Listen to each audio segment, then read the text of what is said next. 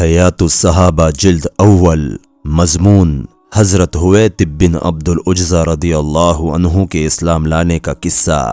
بسم اللہ الرحمن الرحیم۔ حضرت منذر بن جہم فرماتے ہیں کہ حضرت ہویتب بن عبد العجزہ نے بیان کیا کہ جب حضور صلی اللہ علیہ وسلم فتح مکہ کے سال مکہ میں داخل ہو گئے تو مجھے بہت ہی ڈر محسوس ہوا، چنانچہ میں اپنے گھر سے نکل گیا اور اپنے گھر والوں کو ایسی جگہ پر بھجوا دیا جہاں سے وہ حفاظت سے رہ سکے اور خود اوف کے باغ میں جا پہنچا۔ ایک دن اچانک وہاں حضرت ابو ذر غفاری رضی اللہ عنہ آ گئے۔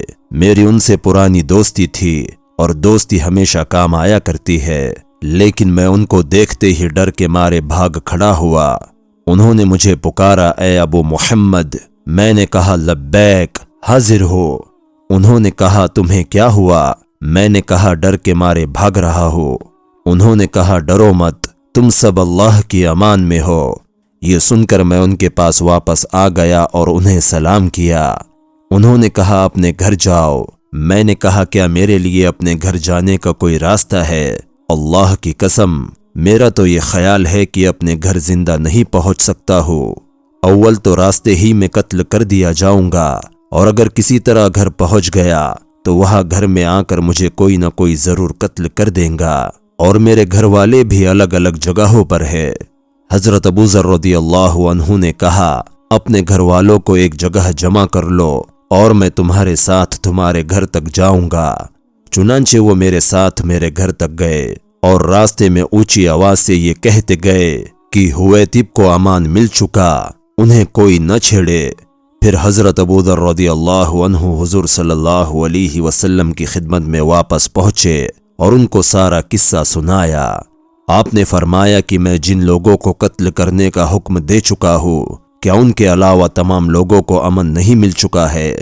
حضرت ہویتب کہتے ہیں کہ اس بات سے مجھے اطمینان ہو گیا اور میں اپنے بال بچوں کو گھر لے آیا۔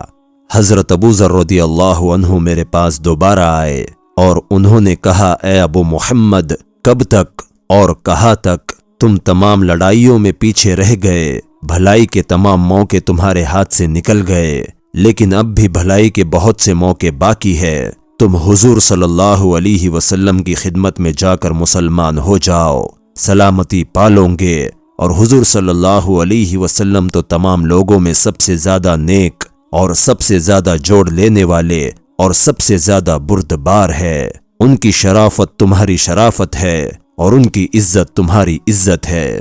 میں نے کہا میں تمہارے ساتھ حضور صلی اللہ علیہ وسلم کی خدمت میں جانے کو تیار ہو۔ چنانچہ میں ان کے ساتھ چل کر حضور صلی اللہ علیہ وسلم کی خدمت میں حاضر ہوا۔ حضرت ابو بکر رضی اللہ عنہ اور حضرت عمر رضی اللہ عنہ بھی آپ کے پاس موجود تھے۔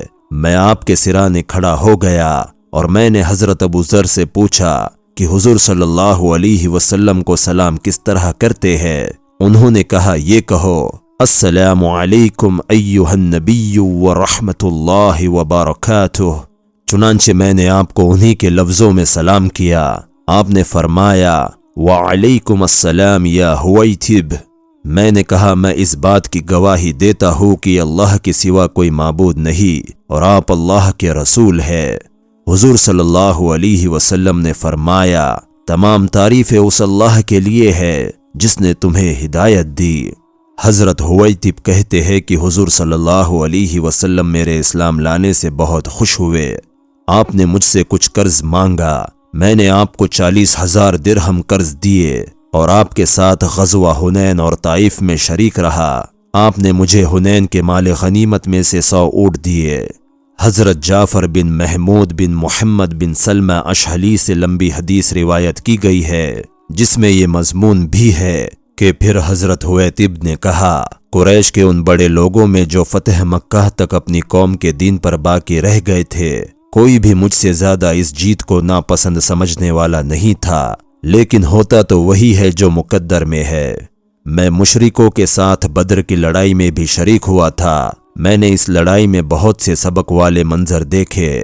چنانچہ میں نے فرشتوں کو دیکھا کہ وہ زمین آسمان کے درمیان اتر رہے ہیں اور کافروں کو قتل کر رہے ہیں اور ان کو قید کر رہے ہیں۔ تو میں نے کہا اس آدمی کی حفاظت کا مستقل غیبی انتظام ہے، اور میں نے جو کچھ دیکھا تھا اس کا کسی سے ذکر نہیں کیا۔ چنانچہ ہار کا منہ دیکھ کر ہم مکہ واپس آ گئے۔ پھر بعد میں قریش ایک ایک کر کے مسلمان ہوتے رہے۔ حدیبیہ کی صلح کے موقع پر بھی میں موجود تھا، اور صلح کرانے میں میں بھی دوڑ بھاگ کرتا رہا، یہاں تک کہ صلح نامہ مکمل ہو گیا، اور ان تمام باتوں سے اسلام کی ترقی ہوتی رہی، کیونکہ اللہ صرف اسی چیز کو وجود دیتے ہیں جسے وہ چاہتے ہیں۔ اس صلح نامہ کا آخری گواہ میں تھا، اور میں نے اپنے دل میں کہا کہ قریش حضور صلی اللہ علیہ وسلم کو زبانی جمع خرچ سے واپس بھیج کر اگرچہ اس وقت خوش ہو رہے ہیں، لیکن ان کو آگے حضور صلی اللہ علیہ وسلم کی اور سے برے حالات ہی دیکھنے پڑیں گے۔ اگلے سال جب حضور صلی اللہ علیہ وسلم عمرہ کی قضا پوری کرنے کے لیے تشریف لائے اور سارے قریش مکہ سے باہر چلے گئے، تو میں اور سہیل بن عمرو اور کچھ لوگ اسی لیے مکہ ٹھہر گئے تاکہ وقت کے ختم ہونے پر ہم لوگ حضور صلی اللہ علیہ وسلم کو مکہ سے واپس جانے کے لیے کہے۔ چنانچہ جب 3 دن گزر گئے تو میں نے اور سہیل بن عمرو نے جا کر کہا کہ شرط کے مطابق آپ کا وقت پورا ہو گیا ہے، آپ ہمارے شہر سے چلے جائے۔ آپ نے فرمایا، اے بلال، یہ اعلان کر دو کہ جتنے مسلمان ہمارے ساتھ آئے ہیں وہ سورج ڈوبنے سے پہلے ہی مکہ سے نکل جائے۔